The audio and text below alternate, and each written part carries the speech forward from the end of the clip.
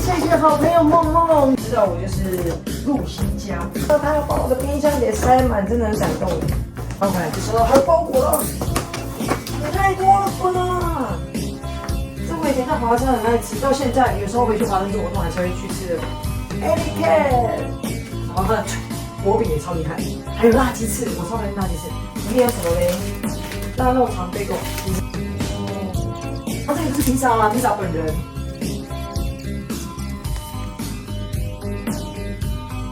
我们刚已经加热，等一下呢，我们再把它炙烧一下，很方便呢。